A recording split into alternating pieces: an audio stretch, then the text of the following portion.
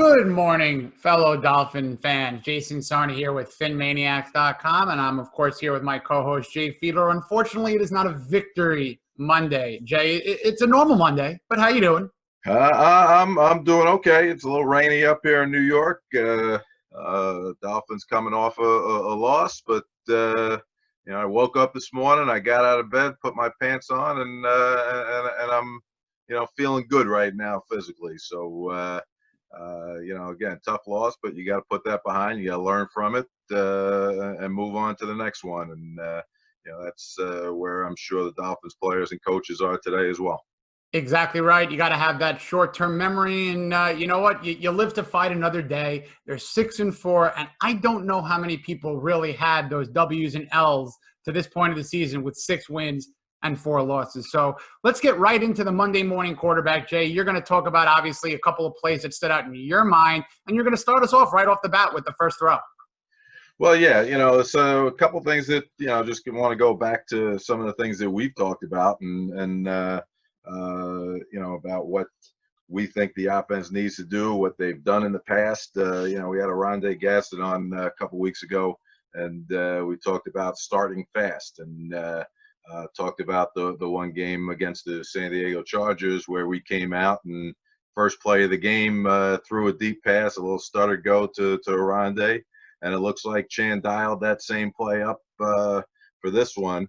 And I'm going to touch on this a little bit later. I actually kept the sound on for the game situation here because I want you to just listen to a snap count, and I'm going to touch on it later on as we talk about some of the things that Tua needs to continue to work on in his development.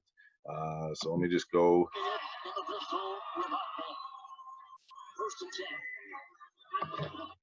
Now I'm going to freeze it right there because I heard his snap count and I could feel his, listen to it on the tape, and I was able to just stop the video right at the point where, just after he snapped the ball. Okay, now he's just getting the ball in his hands, and look at the jump that Bradley Chubb got off the line. Okay, he's about 1.5 yards ahead of any other defensive lineman. He really timed this one up. He got a big jump. I actually tried doing this earlier. I was able to stop it when he was, out of his stance and everyone else on the field was still in his stance. It was just a little bit back. I can't go back frame by frame in this to show you, but, this is a pretty good illustration right here. And Bradley Chubb was, one of the keys to this game yesterday. He wreaked havoc in the backfield. The Broncos had 6 sacks against the Dolphins. Dolphins didn't have any sacks, and I think that was really a big difference in the game yesterday. Was the line play both in the running game and in the passing game? The Broncos able to put pressure on Tua in the pocket. Like we said, 6 sacks.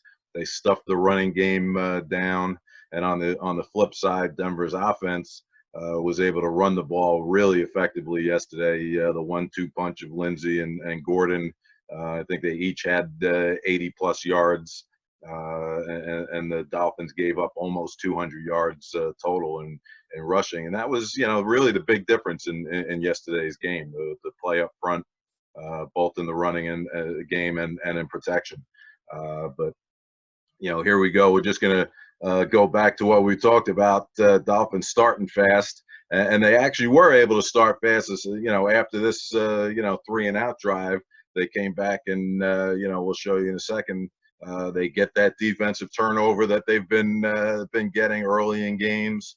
But just to focus on this play again, okay, we do have a stutter go up on top here. You could barely see it on the game film where he stutters and gets going. But Tua just loses. He's not on time. He gets pressure early. He gets pushed out. I think he was looking for Parker originally, but being pushed, off to his left side brought him back over to Grant. He looked his way. He was late on the throw. Just put it in a position where maybe Grant could go over the top. It was a tough throw. He wasn't on time. He wasn't, that pressure up front from Chubb, really, put the play off balance there. Okay. Second thing that we talked about last week that, we were harping on was, Tua rolling to his right. And hold on. Sorry, this wasn't the play here. I'm just going to go forward a little bit here. Okay, and they came out fourth or fifth play of the game on offense, and there we go, Tua rolling right.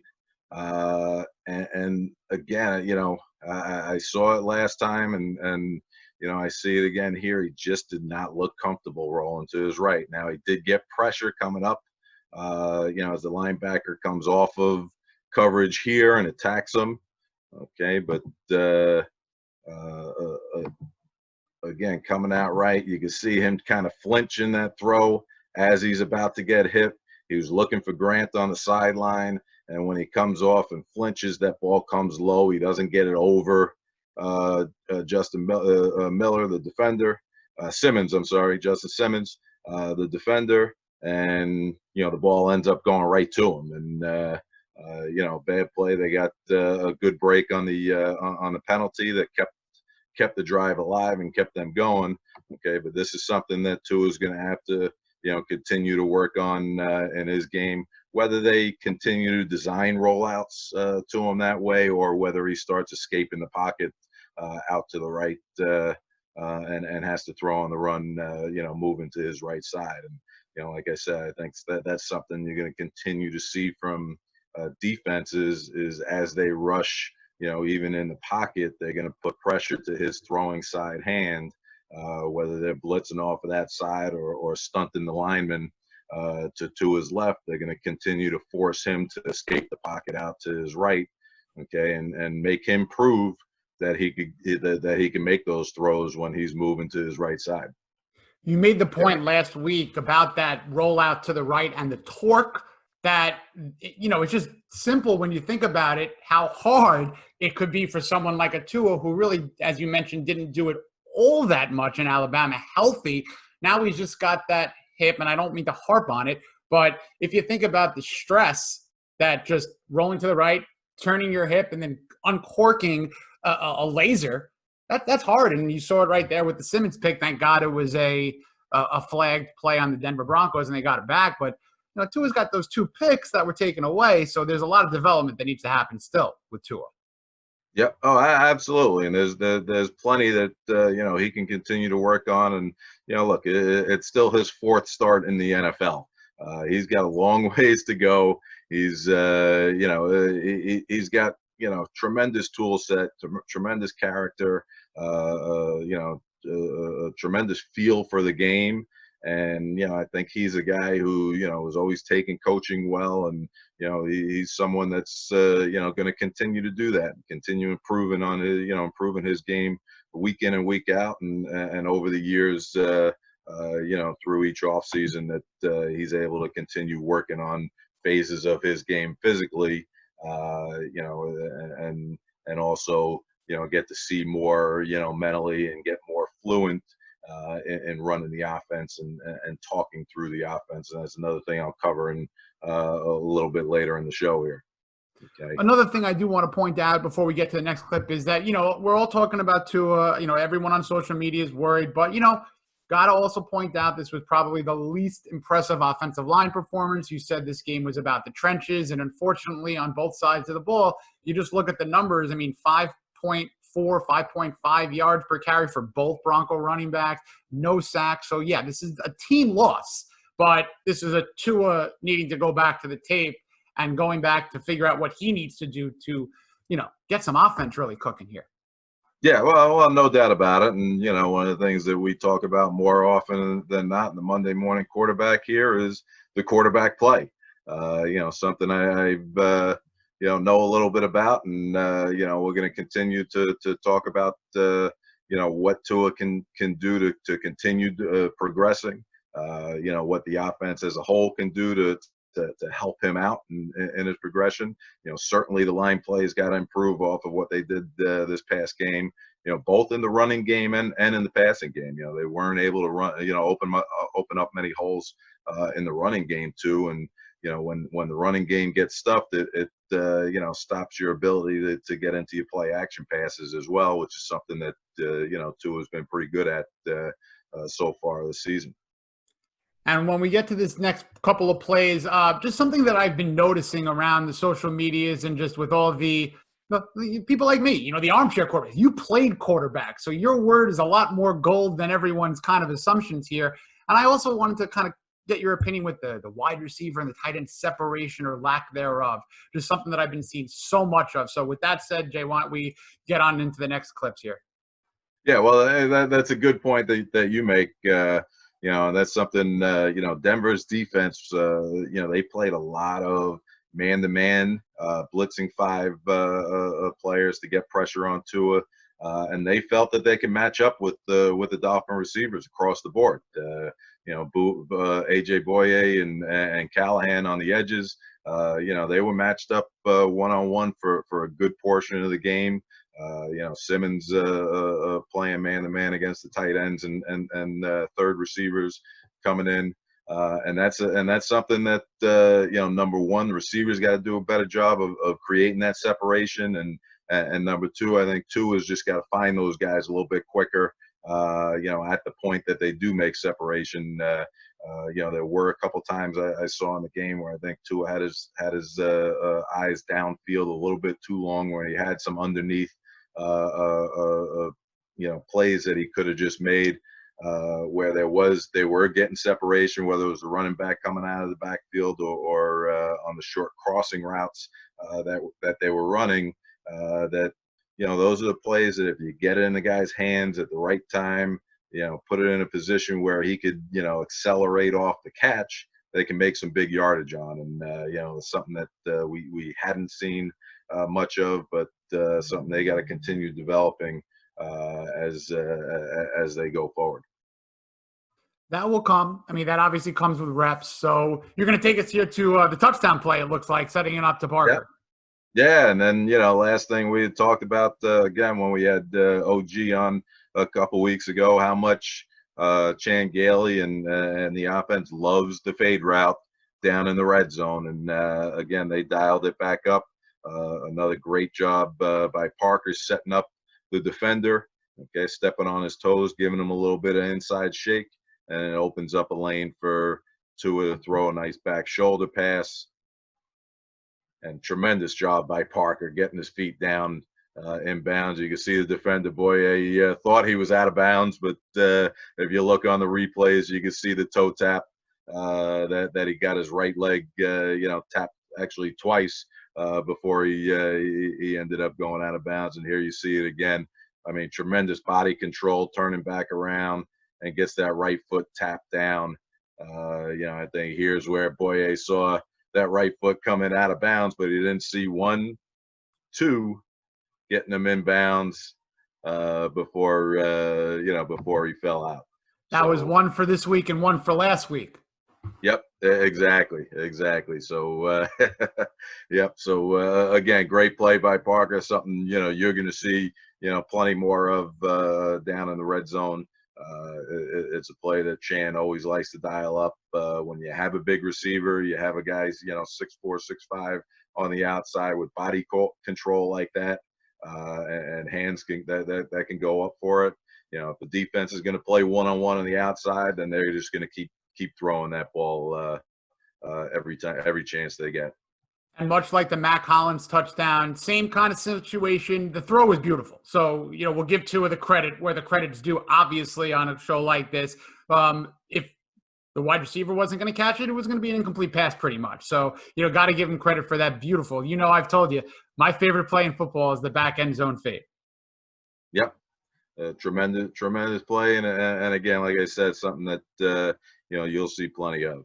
And next thing I want to just continue talking about is Tua's development and what he can continue to do to help move this offense forward and help him out when he gets into situations like we saw this past game. We talked about the line play. We talked about the 6 sacks. Now, one of the things that Tua has control of, and that he can help his line out with, is starting to adjust and change his snap count. Okay, and it's something that if you're watching the games and you got the sound on, you don't see too many. You haven't seen it too many times where defensive linemen are jumping, where he's giving the hard count, where he's changing it up. And a good player like Bradley Chubb, is probably watching some of the broadcast footage and listening to the snap count and trying to get a feel for it, so he can make that jump. And we're just going to go back to that first play. I'm going to put the sound back on again, and see if I could stop it. Whoop, missed it. Here we go. I'm going to try it one more time here.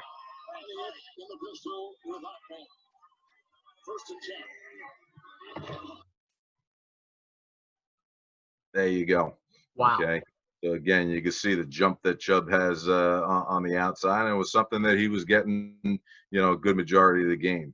All right. And if you want to help a rookie tackle out here on the outside, Austin Jackson, get in a better position and not have to deal with a heavy speed rush on the outside, then you can start changing up your snap count a little bit. One of the advantages this year with with COVID and with stadiums that aren't filled with the crowd, is you could do this at home anyway. You don't have to worry about going into silent counts. Normally, when you're on the road and you're in a hostile environment and the crowd gets loud, okay, these tackles aren't going to hear a snap count. So, you're going to have to get into some silent counts, and that's going to, automatically put them in a tough situation, okay, because the defense then has an advantage. Right now, especially this year without any heavy crowd noise, the quarterback has an advantage, home and away, that he could manipulate the defense and use his voice inflection to change up the snap counts, draw the defenders off sides, and sometimes maybe get a free play out of it.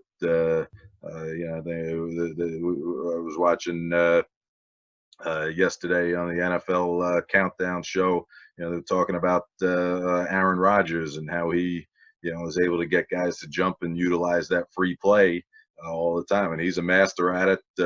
Guys like Peyton Manning use the snap count religiously, always change it up, and it's something you see more of with the veteran guys. But it's something that Tua is going to have to continue to develop, and with an young offensive line, there are ways that you could help him out when you start getting pressure in the pocket and in the rush. So that's something I want to see them start to develop, changing up the snap counts, going to quick counts, going to hard counts, and utilizing his voice inflection to continue to help his offensive linemen set their protections a little bit better. It's an intangible that a lot of people just don't really consider cadence, snap count, the timing aspects of things. And it almost seems, when you're breaking this down, Jay, on the defensive side, a guy like a Bradley Chubb probably said to himself, all right, I'm jumping the first play if they're going to throw. Like, I know the snap count, I've done my homework. And you're absolutely right. Tua now has to kind of go back in there and say, all right, let's watch some Aaron Rodgers tape. Let's watch some Peyton tape, because nothing was better than Peyton Manning saying 15,000 things at the line, just probably to mess with the defense. Yeah, well, no doubt. And part of that's going to, comes back to, let me just put this back on mute here. Part of it comes back to, getting a better feel of what you're doing offensively, and, getting more comfortable in the language, more comfortable in fluency of hearing a play, getting the play out, understanding exactly what's going on. And once you have that understanding and that fluency in the language, then it's much easier to continue to work on those other little things that that can help manipulate a defense. Whether it's changing your snap count and doing some silent counts to get a defense to show you what they're doing before a shift, or whether it's using the hard counts, to get them to jump off sides and get them a little bit hesitant on their rush. Okay, and one of the things that I noticed just watching the game is Chan Gailey likes using these wristbands, and it's something you see a lot, with certain teams. Basically, they get a play call that they send in from the sideline. Instead of sending the whole play in on the headphones, they'll send in a number that correlates to something on the wristband that Tua has to look up, and then get into the huddle and tell the guys in the huddle, his teammates in the huddle, what the play is. Now, one of the things when I started using the wristband, and it was something that I never did. When I was in Philadelphia, my rookie year, actually my second year in the league, when Jon Gruden came in, and Jon Gruden's offense is very wordy. It was, it was like reading a novel. Could you give me a play? Getting the play at what's that? Could you give me a play? I've always wanted to ask you. I forgot a couple of shows ago. Could you give me one fun play? Oh man, I'm gonna have to go. I went through so many different offenses. The language kind of runs together sometimes, but no worries. Yeah, trips right, F short, 322, Y stick, X slam. That was burrito taco. That was a short one. That was a short one. There were some that between the formations, the motions, the shifts, the plays, the tags for the for the secondary receivers. It got into 5-second play call. So just getting back to what I was talking about. When I was in Philly, I was a third string quarterback, but I picked up the language really quickly, and I was able to understand and get the plays out. And one of the things that Jon Gruden, because he was, as the offensive coordinator, he was up in the box, and in order to shorten down the play calls and make sure you have enough time left on the play clock before you get out of the huddle, he would send the play from the box down to the play caller with just the end of the play without the formation. So they'd send in the personnel, and each week the personnel grouping matched up with a play call with one particular formation and motion. So in order to shorten everything down, he wouldn't call the formation in motion. He'd expect us to memorize it. And I was able to, to do that pretty well. So he actually had me on the sideline with the headphones calling the plays into Randall Cunningham, rather than another coach on the sidelines with the headphones calling it in. So I had the button on the side of my belt. I had the headphones on. I'd get the play down from Coach Gruden with the formation that was sent out, and I'd tell Randall the full play from from formation through to the play. Oh, that's great stuff.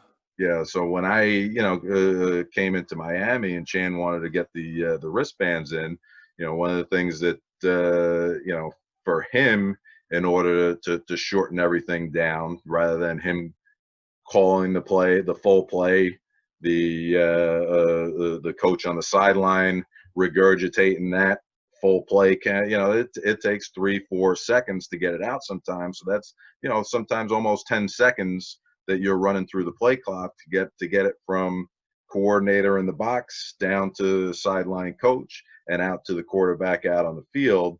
So one of the ways that Coach Gailey uses shorthand is he's got the wristband here on the quarterback that every play correlates to a number. Okay, so all he does from the coach's box upstairs is gives a number down to the coach on the sideline. The coach tells the number out to Tua, and Tua looks up what number it is, and he's got the full play call out there on his wristband that he relays to the team. So it cuts down the communication, the amount of time that the communication relays from the box out to the field. Okay, but one of the things that it puts pressure on now is Tua's got to remember everything, and he's got to understand, exactly what the play calls, and it's, all in shorthand on the wristband, as you read it. Okay, but one of the things that I always loved was memorizing that card before going out to every single game.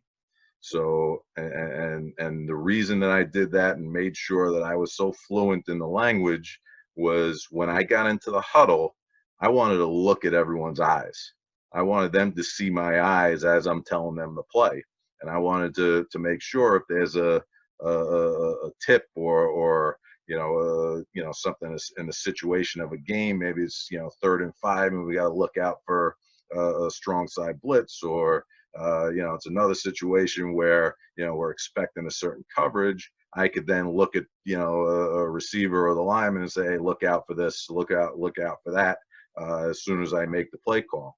Now, Tua, again, it's his first year in the system, and not expected to be able to be as fluent as a veteran as a guy like Fitz. Okay, but as we just played, sorry, hit this off. Let me just go back. Okay, here he is getting the play in the huddle. He's looking at his wristband, and watch when he gets in the huddle, he's just reading it right off the card. He doesn't look at anyone until after he reads it.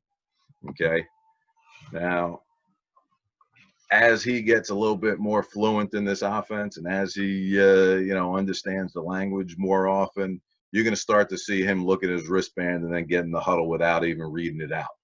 Okay, and when he gets to that point, you're going to know that he's got a really good control and feel of the language and understanding of everything that's going on. And that's something you wouldn't expect, in the first few weeks of a rookie to get that.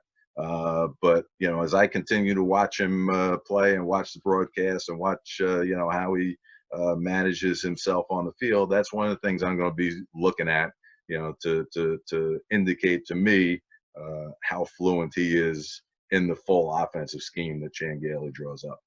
This is a great aspect of what you bring to this, Jay, is because, you're a couple of shows ago, you're talking about the physical components of what Tua needs to do, whether it's the rollout. And we saw him attempting the rollout. So the execution, that'll come, but the effort is getting there, as you predicted. And now we're talking about the communication aspects of the position, which, it's not a statistical measurable. It's something, as you say, could be so valuable with even 5, 6, 7 seconds of saving the time. And that eye communication, that nonverbal communication, you might even get the tip of a hand to a receiver who might just have those hungry eyes that knows that he can beat his man. So I'm sure there's a couple of other things in the huddle that an educated, veteran type of quarterback beyond a rookie, and that'll come because Tua is that kind of cerebral guy.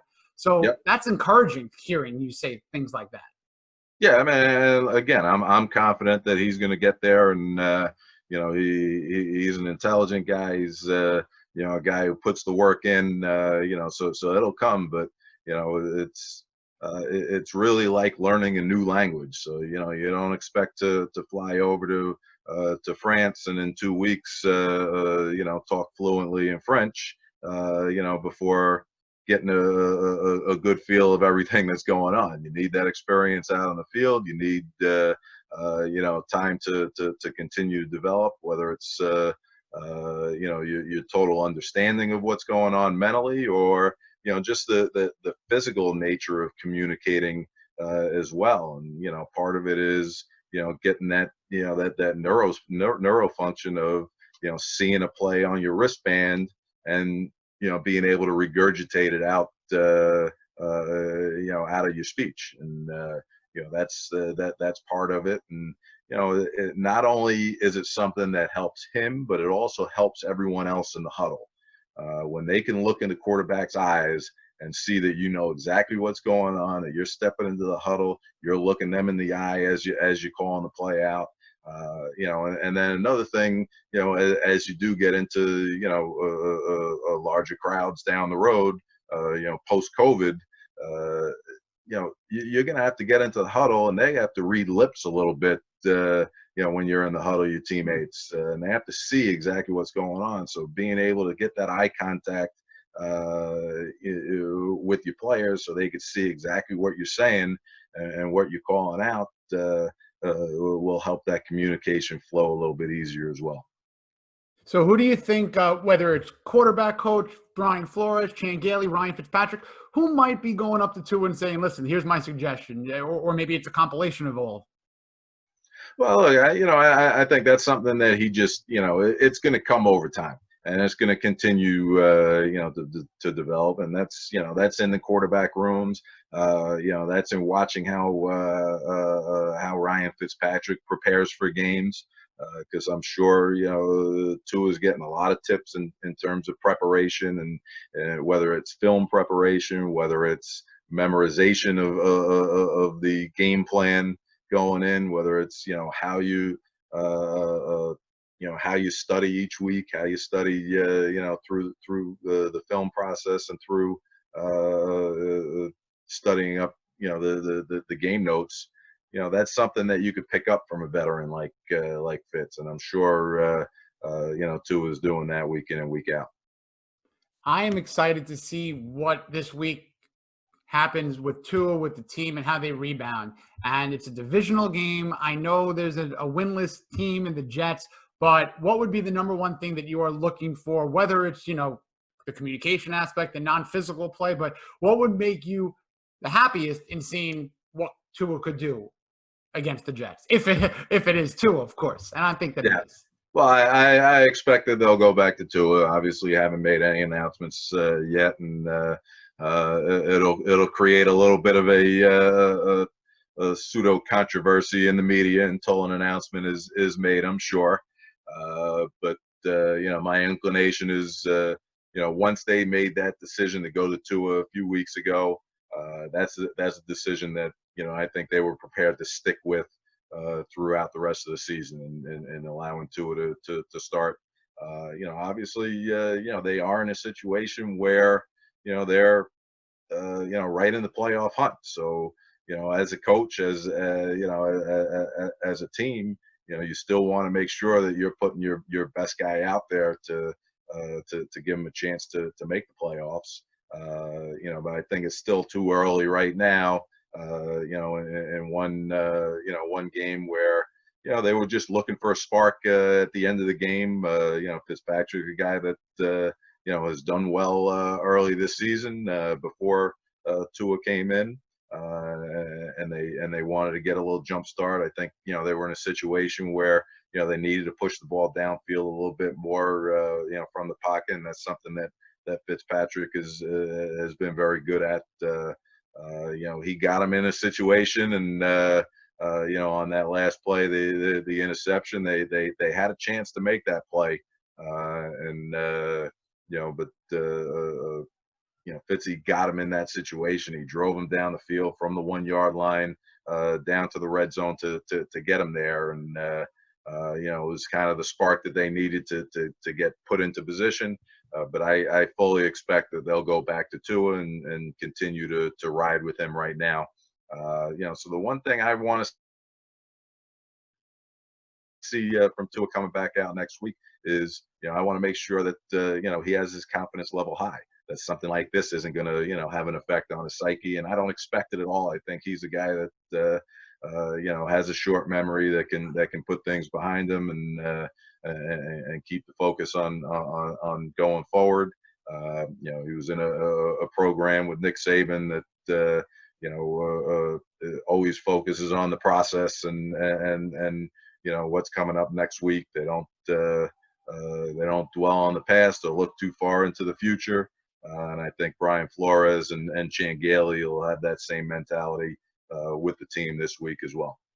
That's good to hear. It's an encouraging set of, things that they need to work on this week. I do really, truly believe that. And I do hope that we see those changes. And I do agree with you wholeheartedly. This is not a quarterback controversy. This is Tua's team. It is what it was at that point of the game. So during the midweek show, Jay, we're going to be doing a lot more of the coaches, all 22, film breakdown. So I'm sure we're going to have a lot of fun in the next couple of days. But if there's any last minute things, Thanksgiving in my memory as a Dolphin was a great memory. 2003, going down to Dallas, putting up 3 touchdown passes to Chris Chambers and